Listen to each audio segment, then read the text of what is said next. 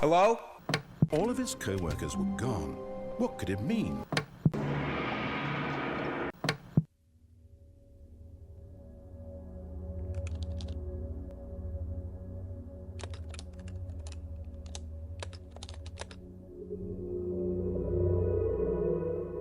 It was an ordinary night, but one which had overstayed its welcome as the empty minutes crawled into hours. I stared at the spiderweb of steel bars while fluorescent lights hissed overhead. All I had to occupy myself with was the gray, filth-crusted concrete and slumbering machines. I could almost feel the light bulb hum above my head as inspiration struck. I had a training class I would have to take in a few days, so maybe, just maybe, it would be a good use of my time to find a pathway to it in advance. After a bit of a journey through long corridors, I found the location.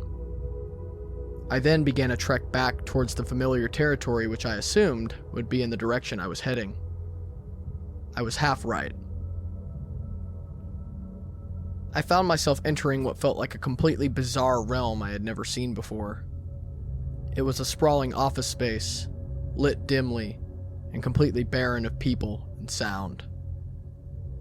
The locked glass container on the wall held posters that hadn't been touched since they were first placed there in 1994.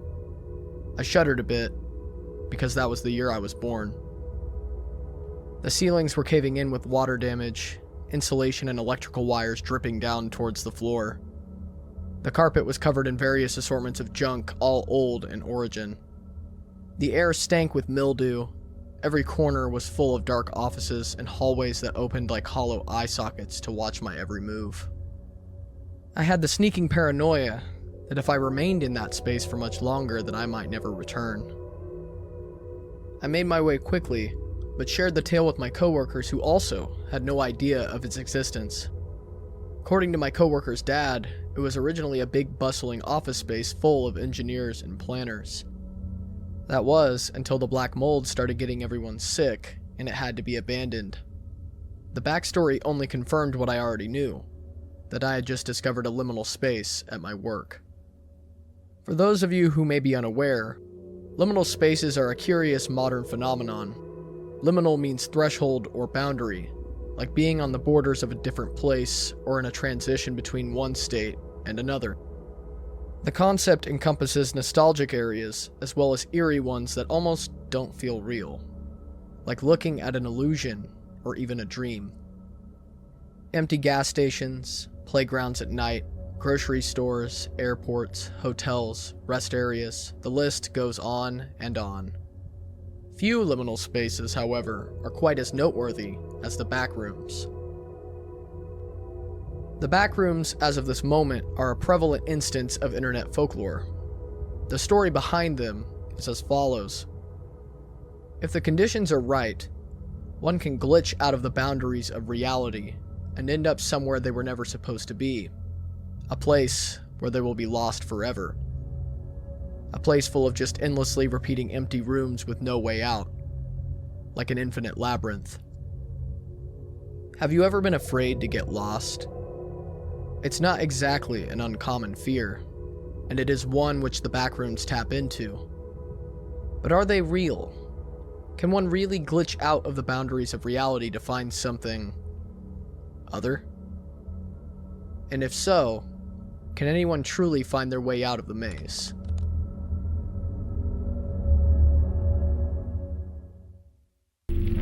Welcome to Phobicon. Where we explore what we fear the most.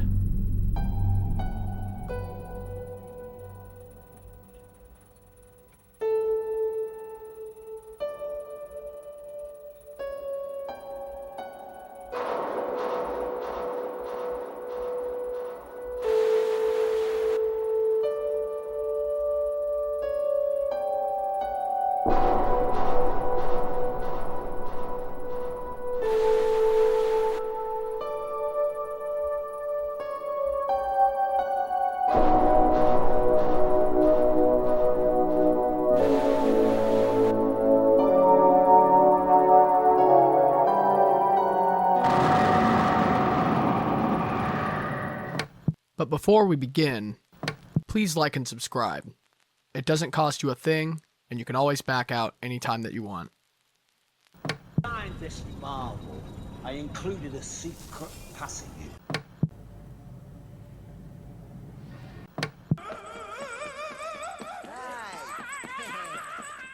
Talk later! Run now! What's with him?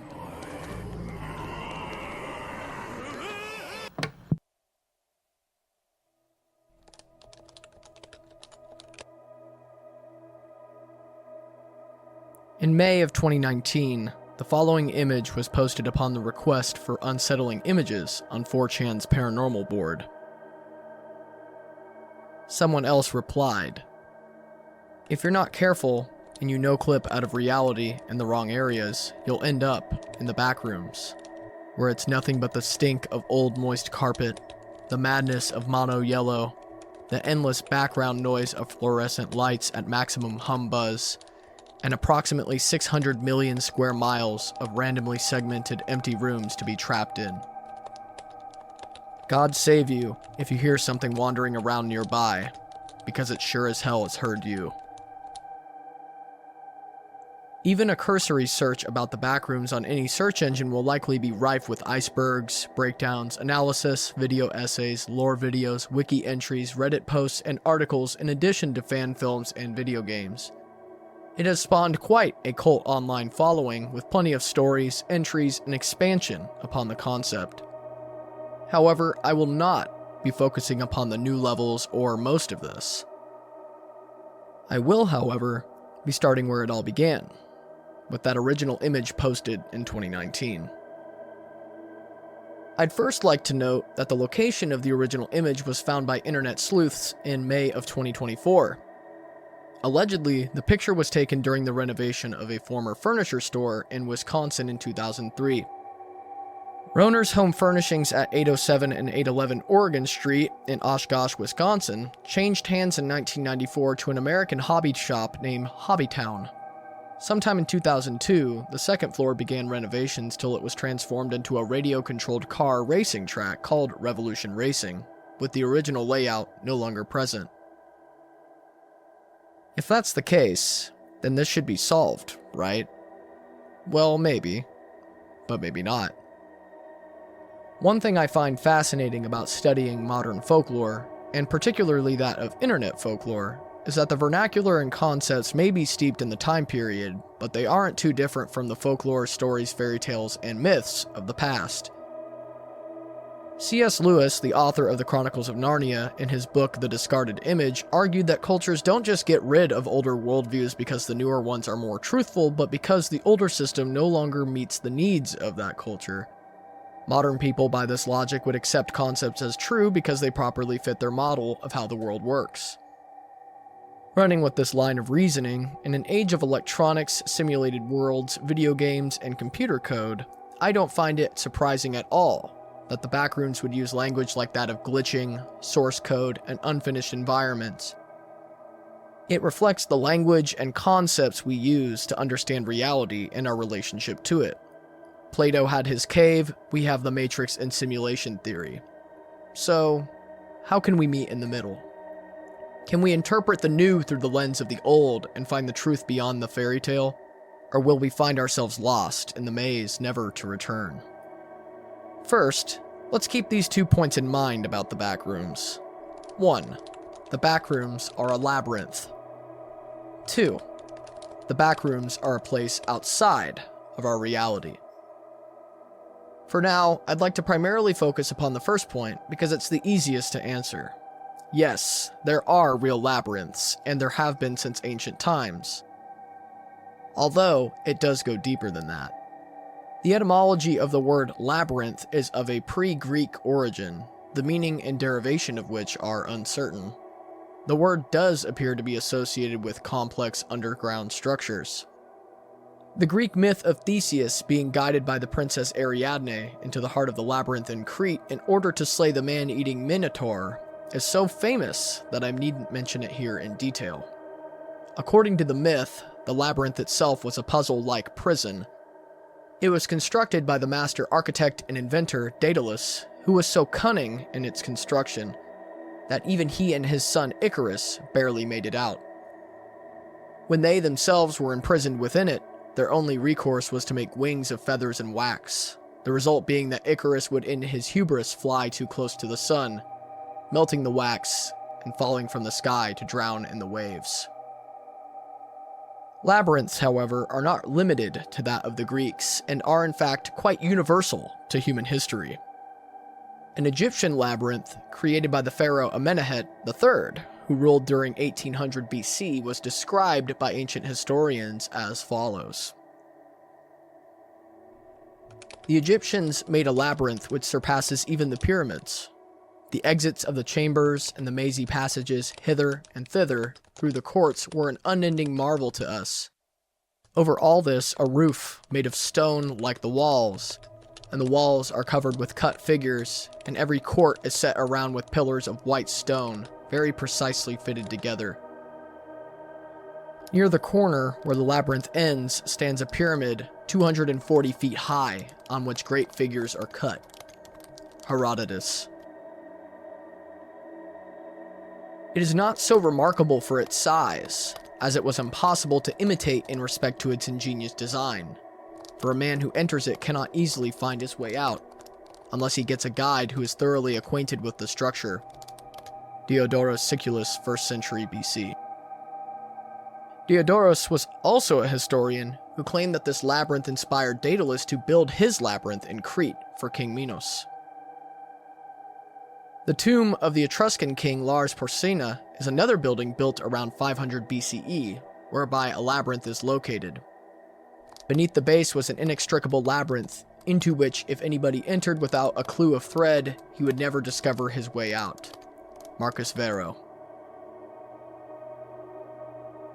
In the east, the labyrinth is mentioned in the Epic of Mahabharata, where it is described as a military formation, where the rotating paths of either a fortress or legion of soldiers would confuse and disorient foes.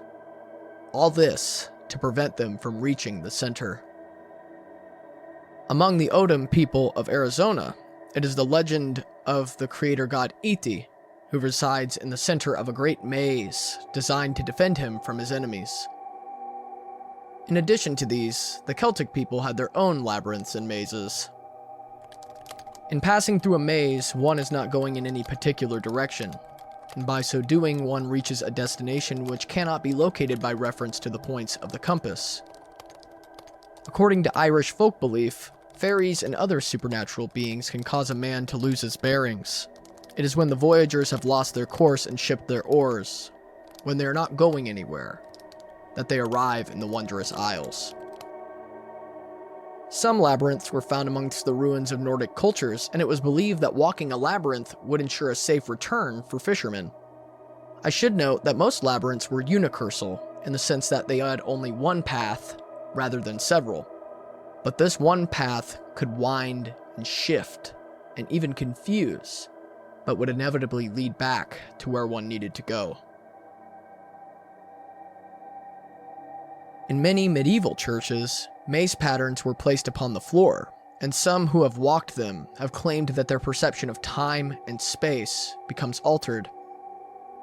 In this context, they represent pilgrimage and the journey of the soul towards God.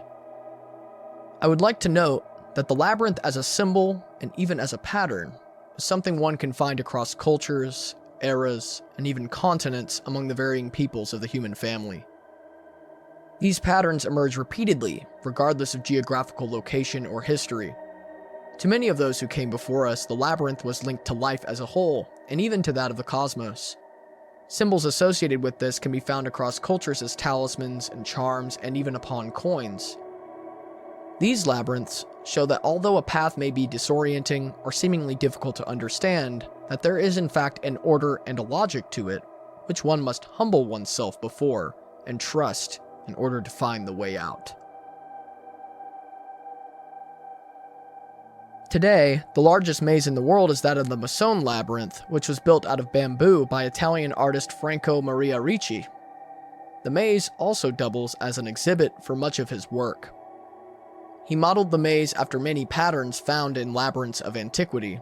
The intention is that it is both a puzzle and a path to self-discovery. It is noteworthy that Ricci passed away in 2020, but his maze will continue to outlive him for many years to come. However, while Ricci made his work with the intention of it being a traditional maze, not everyone else has expressed their aims in the same manner. Consider the following. Commissioned by Sarah Winchester in 1884, the Winchester Mystery House is an architectural marvel that is among the closest relatively modern correlates to a labyrinth that we can find. Doors that lead to nowhere, stairs going up into the ceiling, fake bathrooms, and more. Like any notable building, the urban legends surrounding it are numerous. The legends state that the house was made due to Sarah receiving a dire and foreboding warning that the fortune she inherited from her late husband William Winchester was in fact cursed by the countless souls of those who had lost their lives to arms made by the Winchester Company.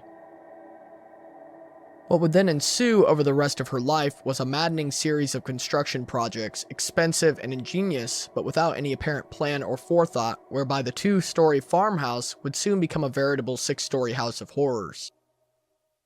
It all had only one goal: to fool and trick the ghosts who haunted Sarah continually and without fail. She had decoy rooms, decoy bathrooms, stairs, and doors that led to nowhere, and it was quite easy to get lost. Spiderweb patterns and the number 13 abounded in this house, symbolically linked both to mazes and death. However, according to various contemporary sources and historians, these legends were largely rumors spread in bad faith about an intelligent and educated woman who had a deep love of architecture which she shared with her late husband. In fact, the architectural choices were not entirely out of place for the time period either. Many of the supposed doors to nowhere were caused due to damage during the 1906 earthquake, when whole portions of the house were destroyed. It's theorized that her constant desire to build and renovate was not simply to satisfy some strange obsession, but rather to keep her workers employed, as they were also beneficiaries in her will. The folklore about her does tell us a few things. Namely, that the seemingly strange and foreign architecture can unsettle us just as much as monsters or even ghosts. Maybe even more than these things. In fact, the very idea of mazes in general taps into our fear of mazophobia, the fear of being lost. And this is something the Backrooms certainly does in spades. But what does it mean to get lost? And how can one truly get lost in our modern age? People change in the maze. People who go in this tunnel don't come out.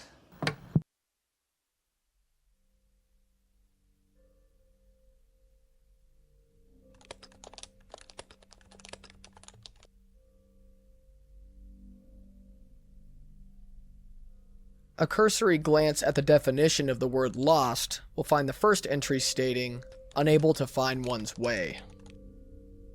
There is a sense of being nowhere, of being in no particular place at all, and to lose one's orientation.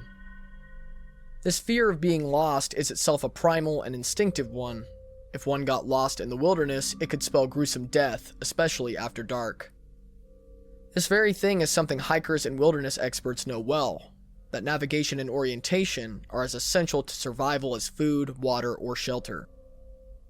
It is also essential to navigate the panic that can ensue when one finally realizes that they are, in fact, lost.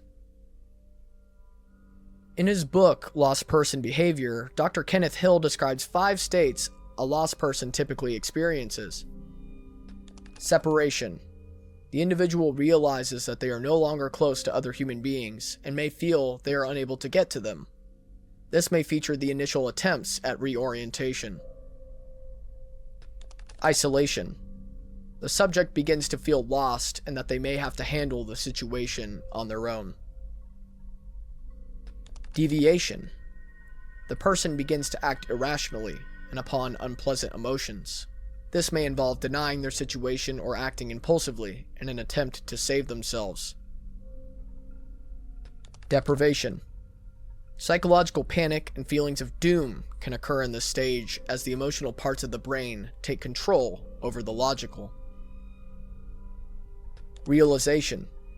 On some level, the individual accepts that they are lost and can either begin the process of attempting to survive the scenario that they are in, or will give in to the belief that they will not escape their ordeal. He also lists 9 strategies lost people tend to enact. 1. Random traveling. 2. Route traveling. 3. Direction traveling. 4. Route sampling. 5. Direction sampling. 6. View enhancing. 7. Backtracking. 8. Folk wisdom. And 9. Staying put. But this only happens in the wild, right? Bernard Gore, age 71, had planned to go shopping with his wife at the Westfield Mall in Sydney, Australia on January 6th of 2019. They were due to meet at 1:15 p.m., and Bernard had done a bit of shopping of his own prior to the arranged meeting. However, he would never show up. His wife, Angela, frantically searched the shopping center for Bernard, filing a missing persons report later that evening. Authorities would search day after day, failing to find any sign of him.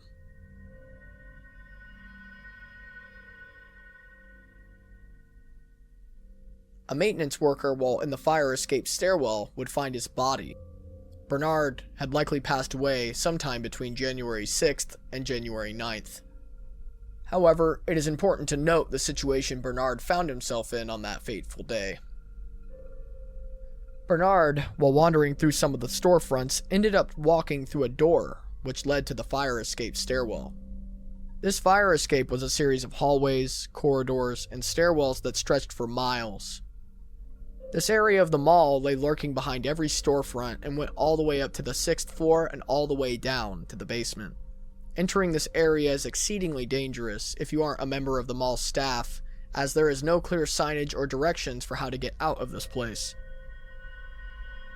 Sadly, when Bernard went through the door, it locked behind him, leaving him trapped in a labyrinthine series of almost endless rooms and hallways that seemingly blended together. It was here that he would remain until his death. It is important to note that Bernard also was suffering from the symptoms of dementia.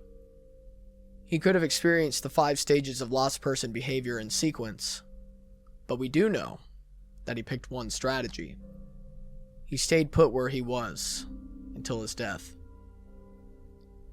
In addition to Gore's tragic story, more than one person has become lost in this same way at this location. Loretta Feeney and her mother walked through one of these doors and became trapped on the other side. They only managed to escape due to them managing to get enough signal to make a phone call to the mall security. Urban locales can often have a design to them which can be conducive to losing one's bearings. It also brings something quite sobering to the forefront. One does not have to be out in the woods or the mountains to get lost. In fact, I'd argue the backrooms are a manifestation of this very phenomenon of becoming trapped or disoriented in modern architecture. Worse still, it is never too far from the realm of possibility for any of us. It can be easy to take for granted just how much our architecture is an expression of who we are as a civilization and a culture. Human beings and their relationship to space can be overlooked simply because of how innocuous and ubiquitous it is overall. Some spaces are primarily functional, others aesthetic, others spiritual or political. Ultimately, there is some kind of coherence to why a space is the way that it is, even if we aren't immediately conscious of it. The problem with the backrooms and labyrinths as a whole is that they appear incoherent by design. Rooms blending into one another due to their sameness and lack of intention, like it's just a poor placeholder for what should be there. Possibly even the idea that they look like something out of a dream, a phantasmagoria of urban emptiness. But even these pale in comparison to what can often be a far more terrifying labyrinth.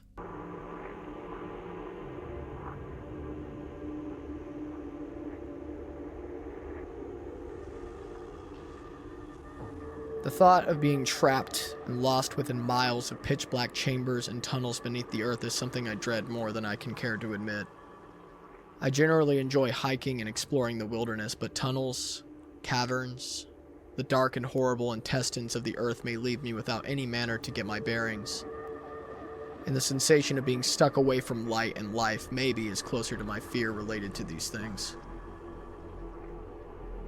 This video, which has been circulating online for a few years, allegedly was found by explorers in the Paris catacombs on a camera which they had discovered. For those unfamiliar, the Paris catacombs are essentially a mass grave, housing the remains of over 6 million people within its dark and maze-like corridors. The catacombs were made in the late 1700s when French authorities made the decision to repurpose the limestone quarries beneath the city in order to make space for the overflowing cemeteries. The catacombs also refer to the rest of these mining tunnels throughout the rest of the city, and are not limited by the portion which houses the graves of the deceased. These tunnels are exceedingly difficult to navigate without a guide, and span a region of around 174 miles in total. Officially, only one death has been reported. In 1793, Philibert Aspart, a man who was a doorkeeper for the Val de Grace Hospital, went missing, his body being found 11 years later near a staircase that would have led to an exit. It is believed that he lost his light source and was left to die in the darkness. Lost. And alone. This leads back to the video in question. Though it is believed to be a forgery, it depicts someone becoming frightened by something in the catacombs, and fleeing only to never be seen again. Videos like this, although likely fake, do tap into this macabre obsession human beings can have with locales like the Parisian catacombs. But the Paris catacombs are just an appetizer compared to another dark and terrible labyrinth deep underground. The catacombs in Odessa span a mind-blowing region of 1,600 miles of basements, bunkers, storm drains, natural caves, and drainage tunnels. The topography of the catacombs has not been fully mapped, and as of 2019, more than 1,000 entrances have been discovered. These entrances are usually blocked and monitored in order to prevent children or others from accidentally wandering into the maze-like passageways. The Museum of Partisan Glory is an underground museum that features the only portion of the catacombs which is open to the public. But that hasn't stopped others from exploring the realms deep in the bowels of these tunnels, which can go 200 feet below sea level. It has also not stopped some from getting lost and perishing within them. Consider the story of a college woman named Masha, who allegedly got lost after a party within the catacombs in 2005. Waking up hungover and alone within the worst possible place to be without direction. If she was lucky, hypothermia would have killed her quickly, but if she stayed warm enough, she would have had to deal with the debilitating effects of slow dehydration over 3 days of hell. Maybe she panicked. Maybe she just put her hand against a wall and followed it no matter where it would lead as a poor attempt to orient herself. Whichever happened is irrelevant, as her body was found in 2009 by catacombs explorers, decomposed and beginning to calcify from the limestone. However, not everyone seems to be convinced, and a Vice investigation in 2015 found no definitive proof of a woman named Masha going missing or her corpse being found. However, there was a confirmed story of a man who was claimed to be a Satanist who got lost in the tunnels. It's entirely possible that this could be his corpse, rather than that of Masha. But the reality is that there is much that could happen within these miles upon miles of tunnels, whether it be people going missing, murders, rituals, drug deals, and God knows what else. In addition, the halls are said to be haunted by an entity which locals refer to as the White Hunter, a hunter who, according to legend, became lost in the catacombs and died long ago. Altars and shrines to this entity can still be found throughout. Hearing about experiences and seeing photographs of explorations into the more wild sections of the tunnels makes it apparent that although dark, damp, and dangerous, the tunnels provide a world of intense quiet and timeless wonder shared by the so-called children of Odessa. There are also superstitions among them, namely that the catacombs should never be mapped, for its secrets should not be revealed to outsiders. The other is that no one should ever take anything from the catacombs. In fact, there is a legend of a dark entity or god known as Bout, who will imprison any thief within the shadowy labyrinth. The caves are fairly dangerous, with many areas collapsing regularly, flooding or being tenuously held up by beams that have seen better days. But plenty of adventurers remain to adventure into the depths. So, labyrinths and mazes seem to tell us one thing, that becoming lost is something that can seemingly happen almost anywhere, from a shopping mall to the largest system of catacombs in the world. But these, in many ways, are cases of actual mazes, places which genuinely disorient just because of their design, or lack thereof. Places which can make someone feel lost just as easily as being in the untamed wilderness. But okay, sure, these places are like the Backrooms, if we focus upon the first of the 2 points I mentioned earlier, that the Backrooms are a labyrinth. Therefore, as I've demonstrated, it isn't too hard to locate places where one cannot find their way among seemingly infinite rooms or corridors. But what if we take this a step further and attempt to answer point 2?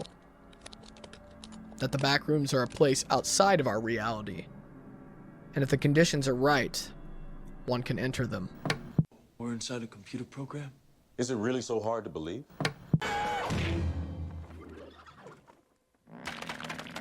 The sky?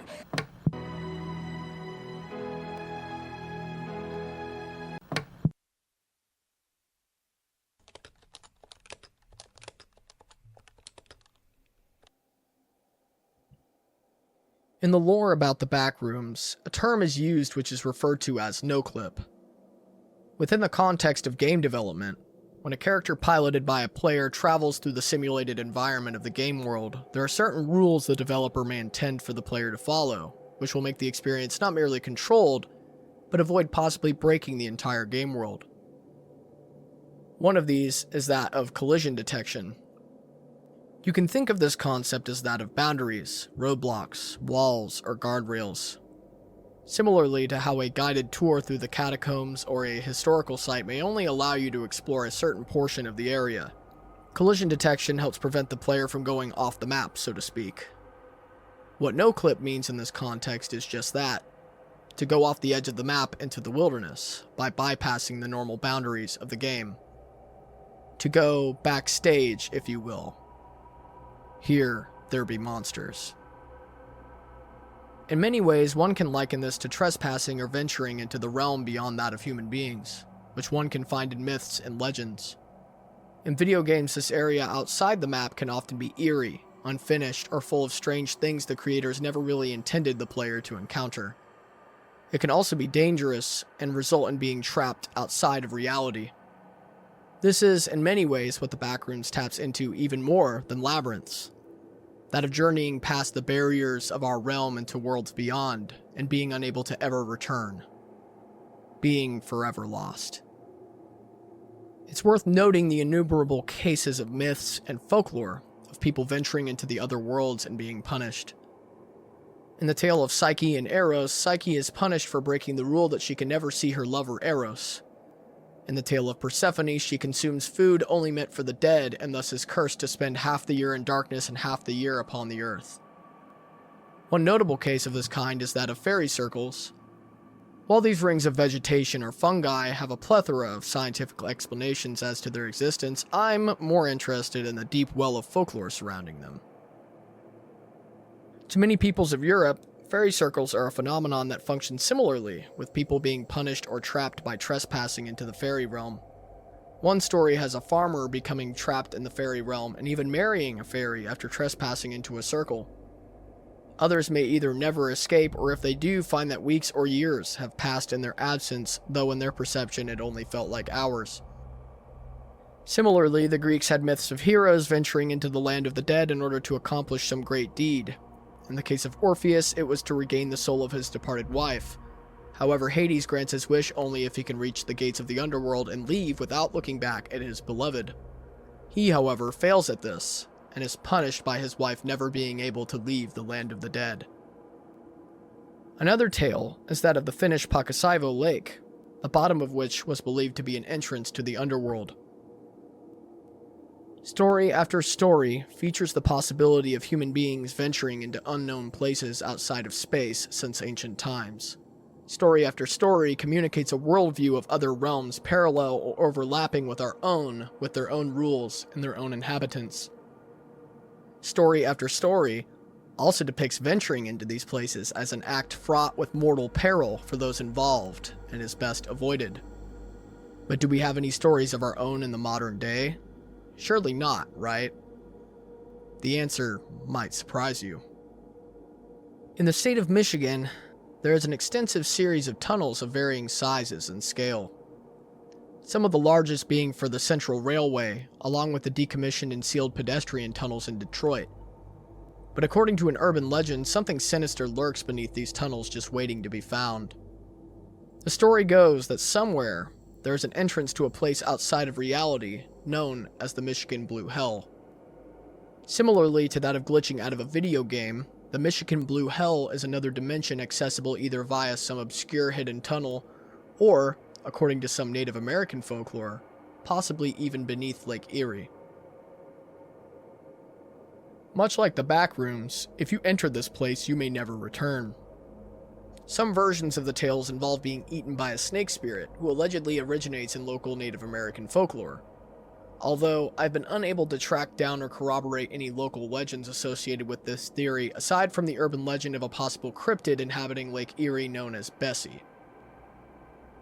One notable trend in recent years was that of reality shifting, which was something popularized by Reddit and TikTok. The trend features the belief that if one practices certain techniques and visualizations that one can shift their reality and go to either a slightly different version or to a completely foreign realm like Wonderland. This is not the first notable instance of this concept being broached. The Mandela effect, which was coined in 2009 by paranormal researcher Fiona Broom, describes instances where whole portions of the population remember experiences, places, objects, events, facts, or people which either do not exist or which diverge wildly from reality. The term originates from many people believing that Nelson Mandela died in prison in the 1980s when he actually died in 2013. Other cases include the Monopoly guy having a monocle or Mickey Mouse wearing suspenders. The reasonings for why this occurs range from social suggestion and the fallibility to human memory to the supernatural. One explanation for this is that of shifting into different realities or timelines, as the common verbiage goes. It's fascinating to note just how much the modern vernacular associated with these things has changed, where it is not uncommon to use terms like timelines or dimensions or parallel universes to describe these odd discrepancies between what we believe or remember about reality and what has actually occurred. Some may take this further and claim that large hadron colliders like those at CERN are shifting our world into different timelines. On this note, a notable alleged experiment was that of the Philadelphia experiment in 1943. The series of events which were stated to have occurred involved the USS Eldridge and the US Navy shipyard in Philadelphia. The goal was to render US ships invisible to radar by activating an electromagnetic field around the craft using advanced technology. When a cloaking device was activated, the ship disappeared, then reappeared in Norfolk, Virginia, before reappearing back in Philadelphia again. The phenomena associated with this teleportation defied the laws of physics. Crew members phased through matter, losing limbs, dying or getting trapped within the metal structure. Others went insane or even rematerialized inside out. Another side effect was where they would become invisible, but would be paralyzed and unable to either move or communicate with anyone. In addition, their perception of time would become maddeningly altered, whereby it would feel as though minutes passed like hours or even days. This relates to another story, which is that of Project Montauk. Project Montauk was a similar story about an elaborate US government program which studied mind control, time travel, teleportation, and even transportation to other dimensions. The project came into public consciousness with the 1992 publication of the book The Montauk Project: Experiments in Time by Preston Nichols and Peter Moon.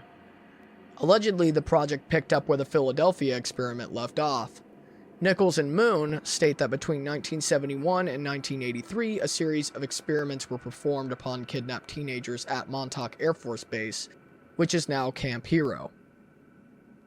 It was claimed that extra-dimensional portals and doorways were created that allowed for the passage of non-human entities into our reality, along with the exchange of advanced technologies. Really, whether it's fact or fiction, all of these stories tap into something which our modern worldview readily accepts both in parlance and in entertainment, that being multiverse theory. Multiverse theory is the proposition that our universe is part of a patchwork of a possibly infinite number of other universes, each with their own laws and histories. The paradigm has been broached by both Greek philosophers all the way up to the more modern thinkers and scientists. Consider Erwin Schrödinger when during a 1952 lecture in Dublin, He told his audience that when his equations seemed to describe several different histories, these were not alternatives, but all really happened simultaneously. Yet the notion of multiple universes goes back to C.S. Lewis and his postulations earlier, that it is not necessarily truer than worldviews that believe in fairy or dream realms or different worlds like something out of Norse myth. Rather, its vernacular meets the needs of our civilization and our culture, but it makes sense. We learn from a young age to accept and navigate a maze of mirrors and other worlds within our media and entertainment. We quickly are exposed to alternative worlds and lives through video games, social media, and television. In our modern minds, it is not too difficult to accept what we already live. But again, can we move into these other places? Are the seemingly opaque barriers between ourselves and the land of monsters more porous than we think? When I discussed mazes earlier, it's curious to note that many of them only have one path in or out. You can't really leave the path and in theory do not travel anywhere. Yet the folklore seems to indicate that you somehow move in a direction which is not upon a compass. It's not difficult for us to picture moving in 1 or 2 or 3 dimensions, but trying to fathom moving in a 4th or other dimension is arguably as difficult as picturing a new color. Our brains just simply cannot grasp it well.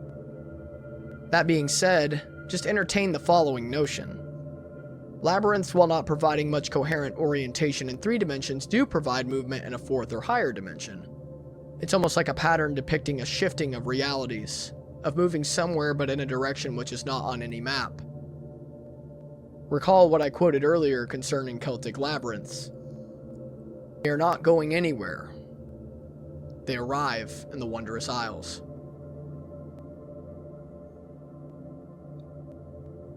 Why do we create stories like that of the Backrooms? Personally, I think it may have much to do with the reasons we have created labyrinths for centuries. It can be a way to voluntarily participate in the phenomenon of being lost, but in a controlled environment. But I also think there is something to it that has a significant overlap with that of fantasy and imagination. The idea of being able to leave our reality to go somewhere else, although frightening, also tempts many. The popularity of vicarious mediums like video games, and even specific titles like that of Silent Hill, show that although there is a fear of being lost, or a fear of leaving our reality to find something else, there is also a desire to leave into a realm of dreams, so to speak. I find this the most telling in people's responses to liminal spaces and liminality. For some, these spaces are just creepy, eerie, or off-putting. For others, they seemingly draw them to a foreign realm where they feel at peace. Maybe they even feel more at home in dreams than being awake. Some find the sensation of losing oneself or wandering to be a cathartic experience, while for others it is too great and terrifying to contemplate for long. The Backrooms as a concept are really quite awful. Imagine the horrible implications of our day-to-day lives if we accepted that there were ways and methods by which one could intentionally or unintentionally break through the normal barriers between ourselves and the parts of reality which are out of order or off the map. It would mean that the dangers of going missing either for ourselves or loved ones would be all the more tangible and close to home. As it stands, approximately 600,000 people are reported missing in the US annually. While most of these are solved within the year, there is still a sizable portion which are not. Sometimes it can be easy for me to forget that missing children's photos are posted at the Walmart down the road from my house. Worse yet, it can be even more horrible to contemplate that they are always new faces every time I go. Stories like the Backrooms personally remind me of just a more internet-oriented version of stories which hint at other very real dangers. Maybe it's urban legends like killers hiding underneath vehicles or within them, but while those stories hint at an anxiety over the hidden dangers present within the stranger and the neighbor next to us, stories like the Backrooms hint at something environmental, that our environment itself can swallow us whole and not even leave bones to bury. That our reality is a living, breathing thing we do not completely understand, and one which has dangers obscured from view for a reason. And if we attempt to peer behind that curtain, we may find ourselves sentenced to death by wandering in a place we were never meant to see. I think one last thing to mention is that liminal spaces and the backrooms are often shown as completely depopulated areas, like something out of a post-apocalyptic movie where all of mankind has vanished. I find it curious that the backrooms were originally posted in 2019 and the world underwent the lockdowns of COVID in 2020. I don't think it's surprising that liminal spaces really became popular after this time. Many of us, myself included, witnessed the complete emptiness of once bustling areas, like somehow the world had been turned upside down. It was like seeing the empty ruins of a dead civilization. Perhaps stories like the Backrooms tap into our fears of a distant future where mankind is forever gone, leaving only the dust and the echoes of our labyrinthian architecture to resound our collective epitaph. Or maybe it reminds us of the graves of nameless cultures which have come before us.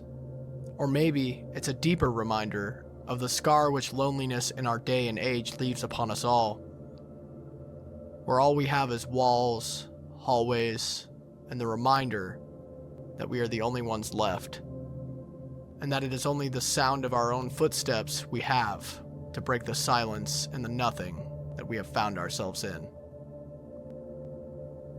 So are the backrooms real? Can I glitch out of reality and enter the liminal labyrinth of horrors? I suppose it's not out of the range of possibility. But if the lore is to be believed, you can't really return to tell the tale. That being said, there appear to be places in this world which are quite similar, and in fact the presence of the backrooms in our modern consciousness at all says more about our view of reality than any real place ever could. Whether it be specific places like catacombs or the Westfield Mall, or places where people go missing like those in the Bermuda Triangle or the Alaska Triangle, it seems that if the backrooms themselves are not real, then there are still parts of this reality where you can go off the map just as easily and possibly never be seen again. I suppose at that point, you would be truly lost.